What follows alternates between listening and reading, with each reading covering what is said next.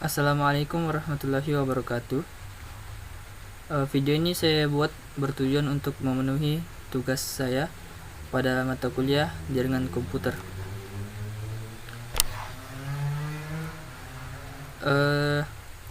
Poin-poin yang akan saya jelaskan dalam video kali ini yaitu satu, penjelasan singkat tentang sebuah topologi, yang pada kesempatan ini saya akan membuat topologi bus. Dan di sini saya sudah membuat topologi busnya. Kemudian poin yang kedua yaitu media transmisi yang saya gunakan dalam topologi ini. Dan yang ketiga adalah alamat IP yang saya gunakan pada jaringan ini. Baik, masuk ke poin yang pertama yaitu penjelasan tentang topologi bus. Topologi bus merupakan sebuah cara atau metode untuk menghubungkan dua atau lebih komputer secara serial. Secara umum, topologi ini digunakan dalam jaringan yang memiliki skala kecil. Biasa digunakan pada lab komputer yang ada di sekolah. Kemudian poin yang kedua yaitu media transmisi yang digunakan. Media transmisi yang digunakan dalam topologi bus ini biasanya berupa kabel koaksial dengan T-konektor untuk menghubungkan perangkatnya. Tapi di sini kita juga bisa menggunakan kabel UTP dan switch sebagai penghubung antara perangkat-perangkat yang ada dalam jaringan ini. Dan jika kita menggunakan kabel UTP, maka kita harus memperhatikan susunan kabel yang digunakan untuk menghubungkan antara perangkat. Misalnya di sini saya menghubungkan perangkat server dengan switch, maka yang saya gunakan adalah kabel strike. Sedangkan jika saya ingin menghubungkan switch dengan switch, maka saya menggunakan kabel cross.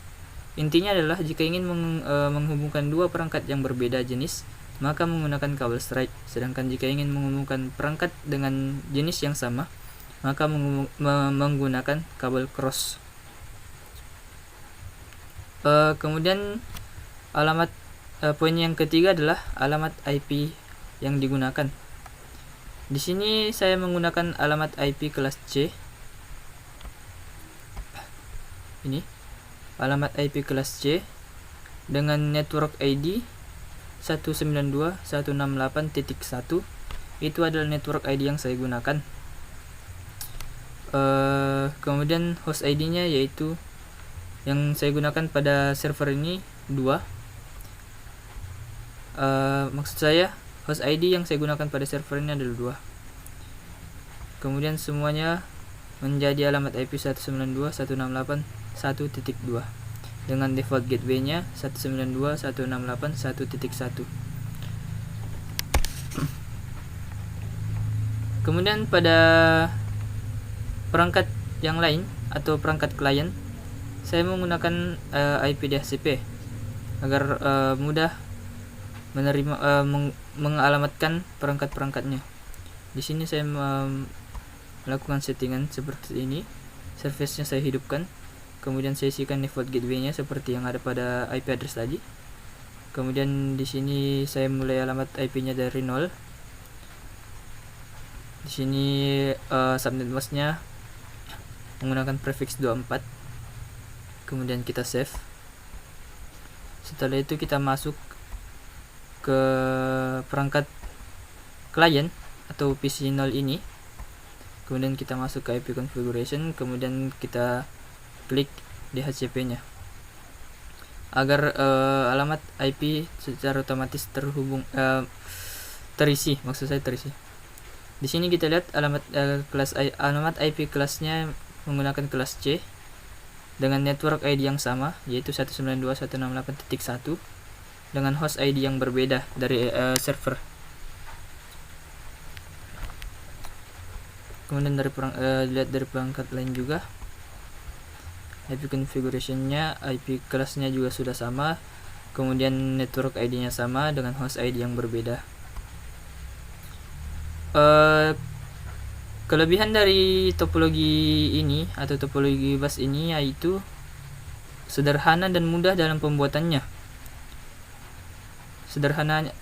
Kemudahannya yaitu kita tinggal memilih satu perangkat yang ingin dijadikan server, kemudian menggunakan switch untuk menghubungkan antar server dengan klien, dan menggunakan kabel. Kabel yang digunakan di sini juga tidak terlalu memakan banyak biaya. Kemudian kelebihannya yang lainnya adalah dia gampang dalam pengembangannya atau mudah dalam pengembangannya. Jadi di sini jika saya ingin menambahkan komputer klien pada switch ini, saya tinggal menaruh komputer pada lembar kerja saya, kemudian menghubungkannya dengan kabel strike seperti ini. Kemudian kita tunggu hingga lingkaran ini berubah menjadi segitiga hijau.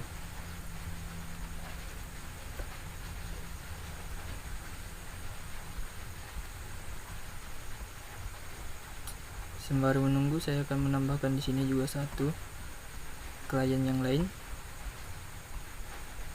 Kemudian kita hubungkan ini dengan ini.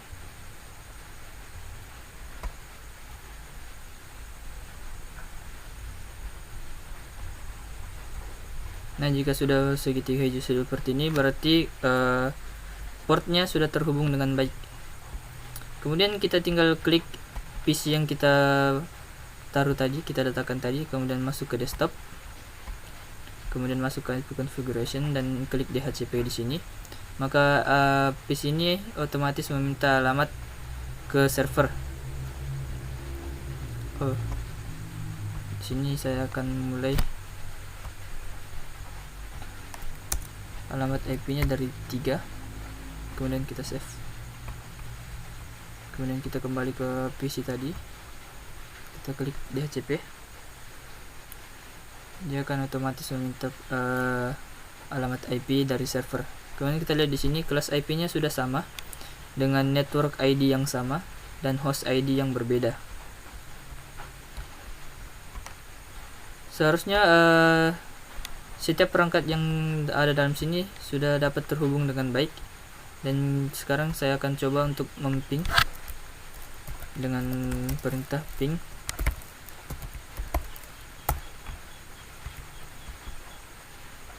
Saya akan coba ping PC 0 atau klien ini, yang mana alamat IP address-nya adalah 192.168.1.3.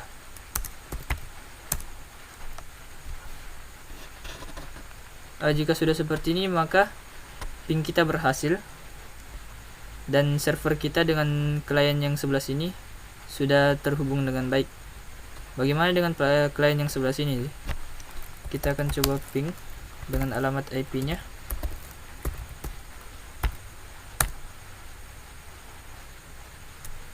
Maka telah berhasil juga, telah terhubung dengan baik. Jadi itulah kemudahan dari pembuatan topologi bus ini. Tetapi kekurangannya yaitu topologi ini sulit dalam mendeteksi kesalahan yang terjadi di dalam jaringan. Kemudian kekurangan yang kedua adalah topologi ini jika ada perangkat yang membutuhkan akses kepada data yang lebih besar, maka perangkat lainnya akan terganggu dalam pengiriman data. Misalnya perangkat yang sebelah sini membutuhkan data yang lebih besar, maka perangkat yang sebelah sini akan lambat dalam mengakses data. Jadi kira-kira seperti itu penjelasan singkat tentang topologi bus, kekurangan dan kelebihannya, kemudian media transmisi yang digunakan, dan juga alamat IP address yang saya gunakan. Jadi sekian video kali ini. Terima kasih telah menonton. Assalamualaikum warahmatullahi wabarakatuh.